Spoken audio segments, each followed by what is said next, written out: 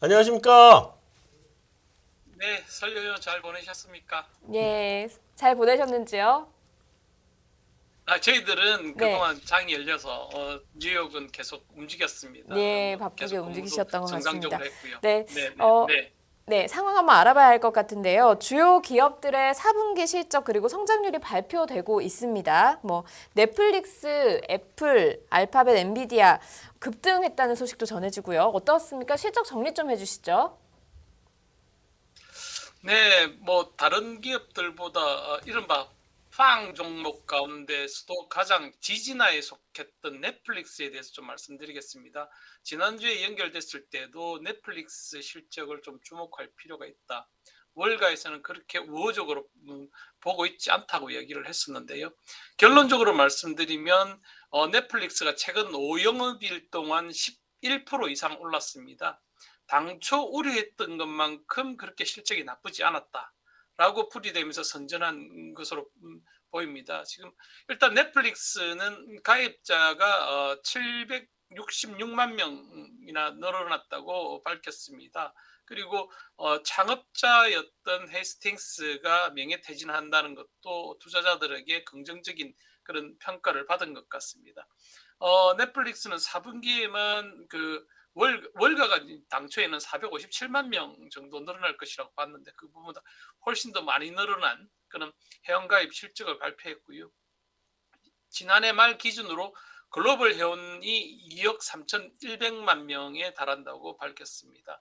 그러면서 넷플릭스가 빵 종목 쪽에서 가장 지지나였다는 데서는 좀 그런 불명예에서 좀 벗어나는 그런 약진을 보였습니다. 이런 그 안도감이 다른 기술 기업들에게도 스피로버가 되면서 최근 뉴욕 증시가 단기 랠리를 보인 것 같습니다. 하지만 월가에서 넷플릭스 자체에 대해서 나쁘진 않다. 근데 아직 사야 할 때인지는 좀 모르겠다라고 지금 좀 유보적인 그런 태도를 보이고 있습니다. 지금 밸류에이션이 넷플레이션이 너무 높다는 이유 때문인데요.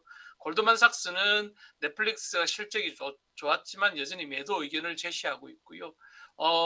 JP 모건 같은 데는 매수 의견을 고수했습니다. 그런데 다른 니드햄이라는 그런 그 투자회사에서는 넷플릭스의 그 밸류에이션이 실적 전망치에 비해서는 여전히 높은 상태다. 그래서 지금 넷플릭스가 향후 성장세를 이어가려면 구독료를 6에서 8% 정도는 높여야 되지 않겠냐는 진단을 내놨습니다. 그리고 웰스파고 같은 경우에도 넷플릭스가 두 자릿수의 매출 증가세를 기록할 수 있다면 하반기에는 매수를 고려해 볼 수 있다는 그런 의견을 제시하고 있습니다.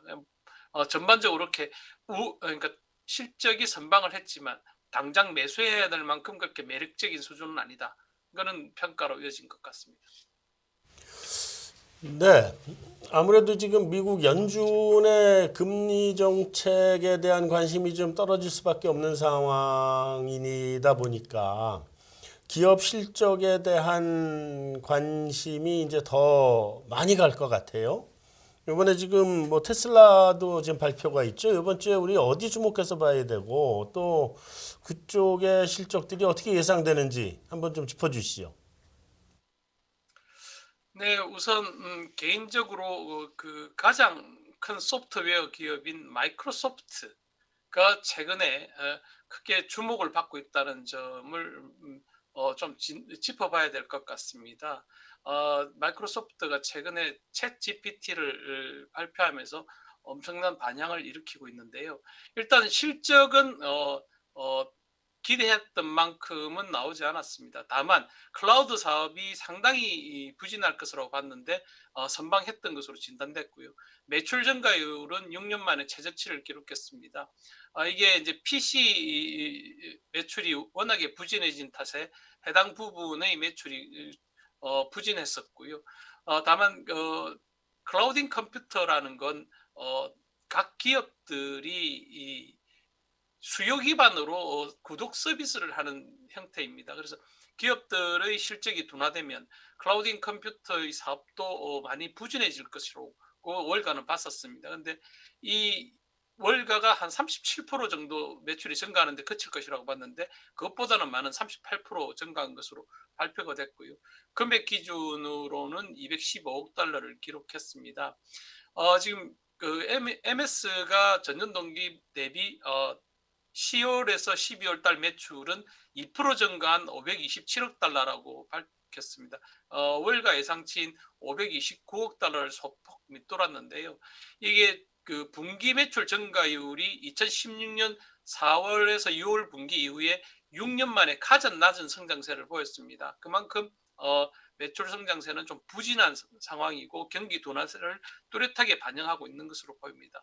다만 마이크로소프트가 다른 부분으로 주목받고 있는 건 지금 미국에서 아주 핫한 이슈가 되고 있는 게 대학에서 챗 GPT를 통한 리포트 작성이라든지 에세이 작성을 어떻게 방지할 수 있을지 골머리를 앓을 지경입니다.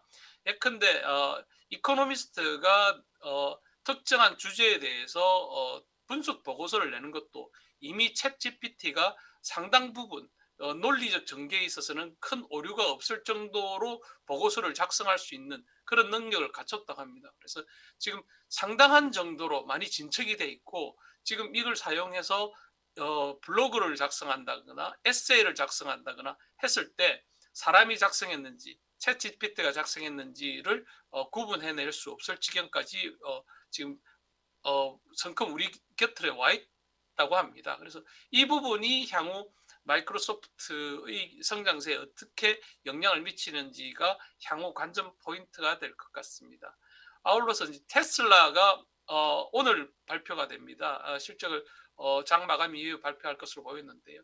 지난 석 달간 테슬라는 정말 투자자들에게 큰 멍해였습니다. 40% 가까이 급락을 했었는데요.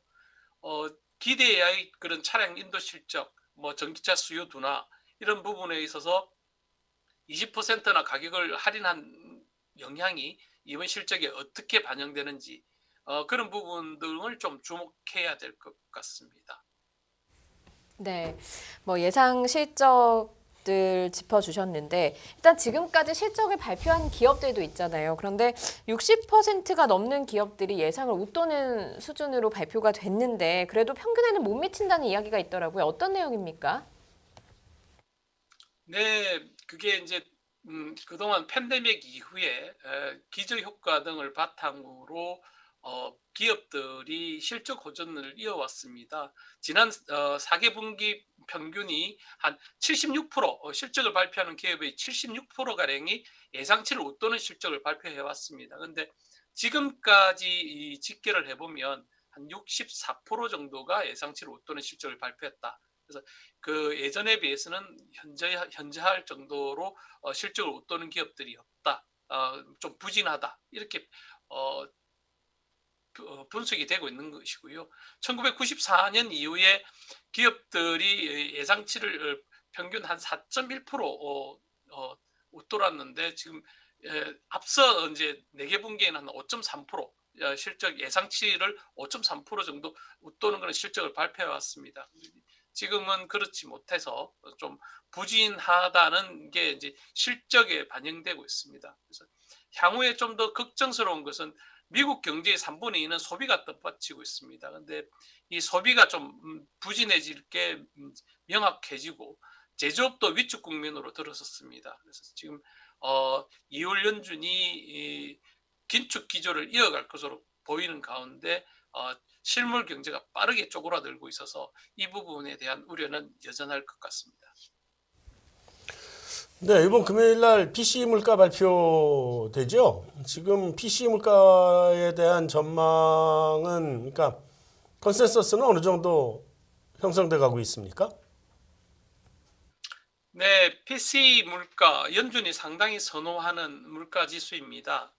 왜 소비자 물가 지수하고는 어떻게 다르냐면 소비자 물가 지수는 해당 종목을 구성하는 요소를 단기간에 바꿀 수가 없습니다. 재구성할 수가 없는데요.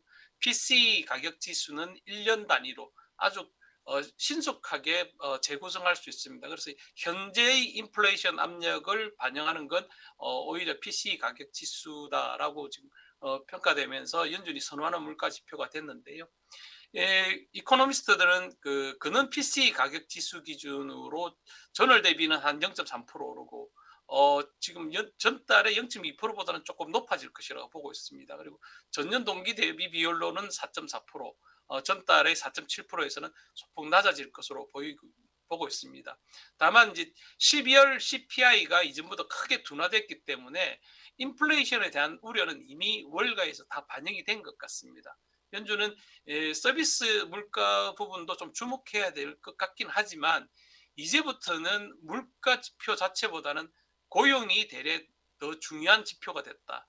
연준이 긴축 기조를 이어가는 그런 논거도 고용에서 찾고 있기 때문에 고용 지표가 향후에는 인플레이션 지표보다 훨씬 더 중요한 지표가 될 것이다. 이렇게 보고 있습니다. 네, 그리고 올해는 뭐 달러에 대한 전망도 좀 있는 것 같습니다. 올해 킹달러 시대가 저물고 자금이 이머징 마켓으로 이동할 것이다. 이런 기대도 형성되고 있고 또 이 달러화가 다른 통화들에 비해 상당히 고평가됐다. 이런 이야기도 또 나오고 있거든요. 어떻게 좀 현장에서는 보고 계십니까? 네, 그동안은 워낙에 숨가쁘게 연준이 일방적일 정도고 역대급일 정도로 기준금리를 아주 가파르게 올려왔지 않습니까? 그래서 달러의 몸값이 높아지는 건 너무나 당연한 현상이었고요. 연준이 이제 그 정점에 가까이 왔기 때문에 그러한 우려는 이미 현재의 가격 수준에 다 반영이 됐다라고 하는 게 지금 현재의 킹달러 시대가 저물고 있다는 평가로 이어진 것 같습니다. 이러면서 이제는 중국 경제가 다시 재개를 하고 이머징 마켓에 대한 위험도 좀 줄어들 수 있으니까 중국에 대한 포트폴리오를 좀 늘려야 된다는 그런 전망으로 이어지고 있습니다. 이게 킹달러 시대가 점원됐다는 영향도 상당한 것 같은데요. 지금 월가는 이머징이라고 쓰고 사실은 중국이라고 읽는 것 같습니다. 중국 항생지수가 지난 10월 중순께 저점을 찍고 지금 우상형 사선 형태로 상승하는 데에는 월가의 포트폴리오 비중 조정도 일부 영향을 미친 것 같은데요. 일부 월가 전문가들은 중국의 잔디가 더 앞으로는 더 푸르게 보일 것이다. 지금 코로나 정책, 제로 코로나 정책이 폐기되고 이런 부분이 다시 그동안의 역풍이었던 그런 코로나 정책의 순폭으로 다시 바뀔 것이다. 그리고 달러가 약세를 보이면서 브라질이나 태국 등 외화 부채도 상당히 매력적으로 보일 것이다. 이렇게 보고 있습니다. 그래서 앞으로 연준이 긴축적인 기조를 계속 강조하겠지만 추가로 기준금리를 올릴 수 있는 여지는 상당히 제한적이기 때문에 여기서 달러가 추가로 강해지기는 좀 어려울 것 같고요. 대신에 다른 중앙은행은 계속 긴축적인 기조를 강화하고 있습니다. 예컨대 유럽 중앙은행은 최근에도 라가르드 총재가 긴축적인 기조를 좀 더 강화해야 된다. 기준금리를 추가로 상당 부분 올려야 된다라고 강조를 했고요. 시장도 ECB가 이번 통화정책회의에서 50bp는 기준금리를 올릴 것으로 보고 있습니다. 연준은 반면에 한 25p 올리는데 그칠 것으로 보고 있거든요. 이런 부분 등이 결국 환율에 반영되고 있는 것 같습니다. 네. 이제 우리 2030 세대들이 제일 관심 있는 게 코인 시장인데 이게 작년 연초에 테라루나 사태도 있었고 FTX 사태도 있었고 최근에 제네시스가 챕터 11 신청을 했죠. 이런 연이은 사태 때문에 지금 비트코인이 계속 그냥 맥을 못 추고 떨어지기만 하다가 요즘 들어서 갑자기 급등세를 보이고 있어요.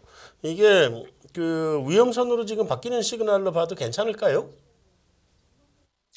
일단은 좀 더 지켜봐야 된다는 게 월가의 대체적인 시각인 것 같습니다. 가격 기준으로 비트코인이 3만 달러 선을 회복할 때까지는 어느 쪽으로도 장담은 할 수 없다. 근데 다만 두 가지 낙관적인 시그널이 지금 나타나고 있다라고 진단이 되고 있습니다. 우선 암호화폐 투자자들, 트레이더들이 한 번에 베팅하는 돈의 규모가 훨씬 더 커졌다고 합니다. 지난 17일까지의 집계 상황이긴 한데요. 그동안에는 한 700달러 정도의 그런 투자 규모였는데 평균적으로 지금은 한 1,100달러 수준으로 투자의 규모가 좀 커졌다. 그리고 주식시장도 공포하고 탐욕을 측정하는 지수가 있지만 암호화폐에도 공포와 탐욕 지수가 있습니다. 이게 상당히 큰 폭으로 상승을 했습니다. 공포와 탐욕 지수는 1에서 100까지를 측정하는데요. 1은 극도의 공포를 나타내고 100은 이제 극도의 탐욕을 나타내는 지수입니다. 이게 50을 넘어섰기 때문에 약간은 탐욕 쪽으로 좀 기울어졌다라고 하는 게 아주 좀 긍정적인 그런 지표로 시그널로 받아들여지고요. 2022년 4월 초에 해당 지수가 낙관적인 수준으로 영역으로 갔을 때 비트코인의 손바꿈, 그러니까 거래 횟수가 한 2.5회 정도 손바꿈이 일어났다고 합니다. 이런 부분도 이제 조금 극도의 공포 국면은 좀 벗어난 것 아니냐라고 하는 진단이 이어지고 있고요. 반면에 이제 투자 전문 매체인 베런스라고 있습니다. 베런스에서는 좀 다른 시각을 갖고 있는 게 암호화폐가 지금까지 오른 게 공매도를 쇼커버하는 과정에서 올랐을 수 있다. 그리고 유동성이 엄청나게 지금 많이 쪼그라들어 있다. 지금 유동성을 공급하는 호가를 제공하는 업체들이 대부분 지금 파산했거나 유동성 위기에 몰려 있기 때문에 투자자들이 그렇게 예전에 비해서 많지 않은 상황에서 얇은 호가에서 많이 올랐기 때문에 반대의 상황이 되면 또 언제든지 또 가파르게 하락할 수도 있다. 그래서 지금부터는 암호화폐 시장의 유동성에 좀 더 주목해 볼 필요가 있다라고 지금 진단을 하고 있습니다. 네, 그리고요. 제니 델런 미 재무부 장관이 미국의 국가부도 가능성을 계속해서 경고를 하고 있습니다. 이 내용이 또 어떤 내용인지 궁금합니다. 좀 자세히 전해 주시죠. 네, 미국 같은 경우에 달러 기축 통화국이 아니라면 이미 부도가 나도 여러 번 났을 상황인 것 같은데요. 일단 국가 부도 사태가 왜 거론이 되냐면 세입과 세출을 바탕으로 국가 살림을 살아야 되는데 미국은 세입보다는 세출이 훨씬 더 큰 규모입니다. 그래서 그럴 경우에는 통상적으로 다른 국채를 발행하게 됩니다. 국채를 발행해서 채권 발행 재원을 바탕으로 국가를 운영하게 되는데요. 이 채권이 무한정 발행할 수 없지 않습니까? 그래서 미국이 그동안 쌍둥이 적자에 시달려왔던 미국이 여태까지 버텨왔던 거는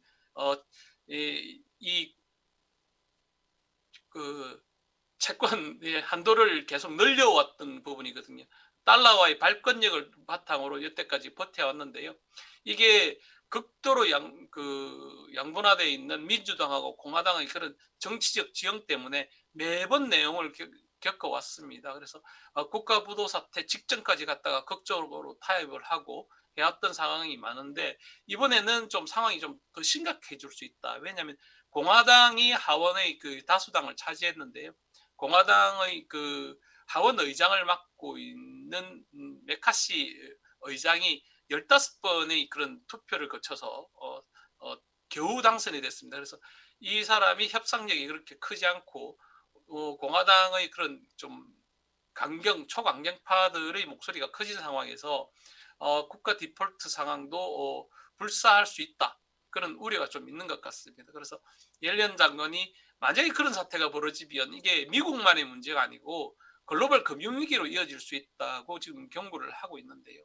일부에서는 그래서 미국 재무부가 아까 재무 한도를 늘리지 않고 긴급하게 비상수단으로 쓸 수 있는 동전 주조건이라고 했습니다. 동전 같은 경우에는 재무부가 계속 찍어낼 수가 있습니다. 그런 부분도 좀 감안해야 되지 않나라고 하는 그런 대안도 지금 모색되고 있는데 여하튼 6월까지는 계속 미국 부채 한도를 둘러싸고 내용이 이어질 것 같습니다. 네, 알겠습니다. 여기까지 듣겠습니다. 연합인포맥스 배수연 특파원이었습니다. 고맙습니다. 감사합니다. 전례 없는 금리 인상이죠. 환율 너무 어려워요. 결론만 알려주세요. 당신은 외환 모태솔로입니다. 환율, 그동안 너무 어려우셨죠? 이제는 쉽다 말할 수 있을 거예요. 오늘부터 환율과 썸 타시겠습니까?